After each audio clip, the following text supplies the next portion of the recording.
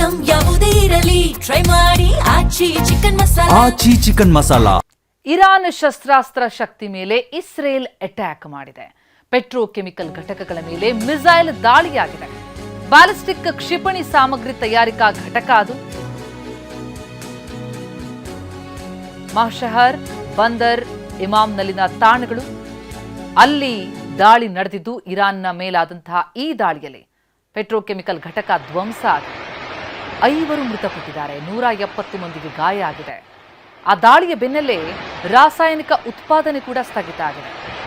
ಇದು ಅಂತಿಂತ ನಷ್ಟ ಅಲ್ಲ ಇರಾನ್ ಪಾಲಿಗೆ. $100 ಕೋಟಿ ಆರ್ಥಿಕ ನಷ್ಟವಾಗ್ತಾ ಇದೆ ಇರಾನ್ಗೆ. ಟ್ರಂಪ್ ಕೊನೆ ಎಚ್ಚರಿಕೆಯ ಬೆನ್ನಲ್ಲೇ ಇಸ್ರೇಲ್ನಿಂದ ಆದಂತಹ ಅಟ್ಯಾಕ್.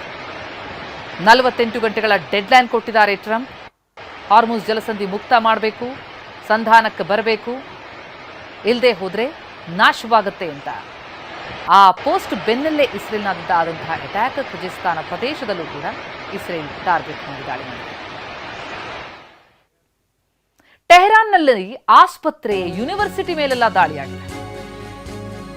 ಇಸ್ರೇಲ್ ಅಮೆರಿಕಾದಿಂದ ನಡೆದಂತಹ ಜಂಟಿ ಕಾರ್ಯಾಚರಣೆಯಲ್ಲಿ 30ಕ್ಕೂ ಅಧಿಕ ಯೂನಿವರ್ಸಿಟಿಗಳ ಮೇಲೆ ಅಟ್ಯಾಕ್.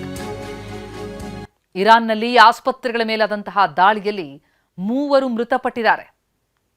ದಾಳಿ ತೀವ್ರಗೊಳ್ತಾ ಇದೆ. ಟೆಹರಾನ್ ನಿಜಕ್ಕೂ ಆ ಯುದ್ಧ ಭೂಮಿಯಲ್ಲಿ ಕಂಡು ಬರ್ತಾ ಇರುವಂತಹ ದೃಶ್ಯ ನೋಡ್ತಾ ಇದ್ದೀವಿ. ಕಟ್ಟಡದಲ್ಲಿ ಏನೂ ಉಳಿದಿಲ್ಲ, ಸಂಪೂರ್ಣ ನಾಮಾವಶೇಷ. ಆಸ್ಪತ್ರೆಗಳ ಮೇಲೆ ದಾಳಿಯಾಗಿರೋದು, ಯೂನಿವರ್ಸಿಟಿಗಳ ಮೇಲೆ ದಾಳಿಯಾಗಿದೆ. ಈ ಆಸ್ಪತ್ರೆ ಮೇಲೆ ದಾಳಿಯಲ್ಲಿ 3 ಮೃತಪಟ್ಟಿದ್ದಾರೆ ಅನ್ನೋದು ಮಾಹಿತಿ. ಇನ್ನು ಯೂನಿವರ್ಸಿಟಿ, 30ಕ್ಕೂ ಅಧಿಕ ಯೂನಿವರ್ಸಿಟಿಗಳ ಮೇಲೆ ಅಟ್ಯಾಕ್ ಆಗಿದೆ. 2 ದೃಶ್ಯಗಳನ್ನ ನೋಡ್ತಾ ಇದ್ದೀವಿ.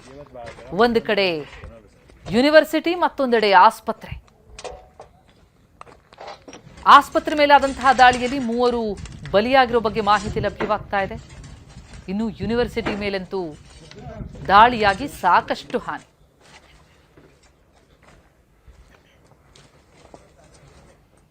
ಇನ್ನು ಈ ಯುದ್ಧದಲ್ಲಿ ಕಾಣೆಯಾದ ಅಮೆರಿಕಾದ ಪೈಲಟ್ಗಾಗಿ ಹುಡುಕಾಟ ನಡೀತಾ ಇದೆ.